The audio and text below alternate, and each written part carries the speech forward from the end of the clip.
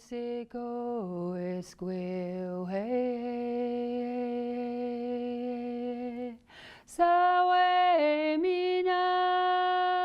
more of our language or learning more about how we express everything instead of being all shy and not knowing.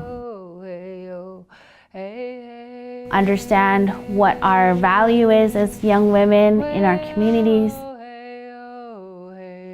What I hope to teach them is how to be resilient and be able to walk in both worlds.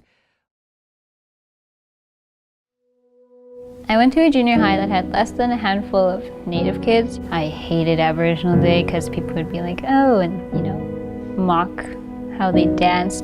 But when they did tease, it really hurt. But I just had to brush it off and act like it was a joke, but it really wasn't a joke.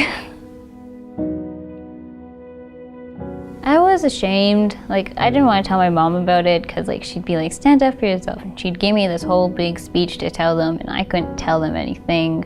Being a parent is challenging. It's very, very challenging. We live in such a fast, materialistic world. I want my children to still be grounded and acknowledge them on who they are.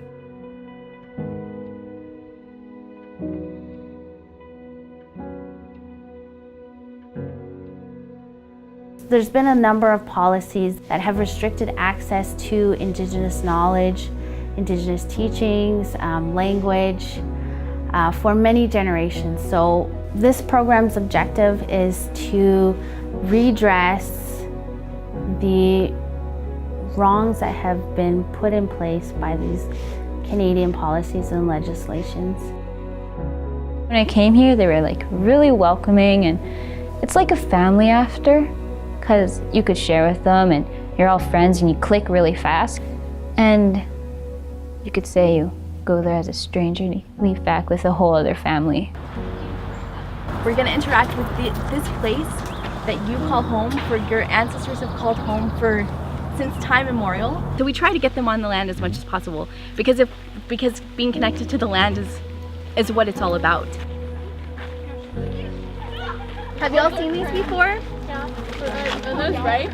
No, they're not ripe yet, but they're really, really, really good for your body, really nutritional. Connecting with the land and picking berries is carrying on that tradition. They're walking in the footsteps of their foremothers, which is pretty incredible, and it is essential to who they are. They just need a pinch of salt. See my ball? Okay, go. Cut it in half to put your You just make Careful, just do it slow. Beautiful. That's good. What we are doing is providing access to Indigenous language, knowledge, ceremonies, land. And so with the art, it's not just doing art, it's bringing in your spirit, it's thinking about who you are and where you come from, it's bringing in the traditional teachings. To me, children are gifts, and each one of these young ladies that come to our program are a gift, and they're sharing their gifts with everybody else in our group.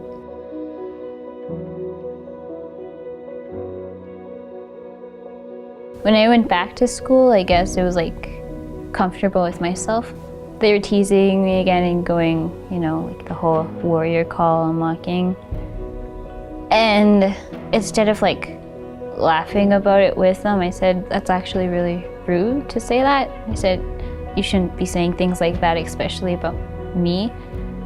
And that was a lot for me to say at the time, because I never spoke like that ever.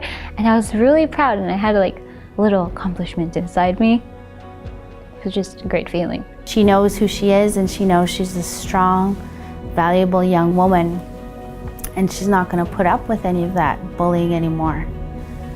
She's worth more than that. And so having that kind of confidence is reflected in her relationships.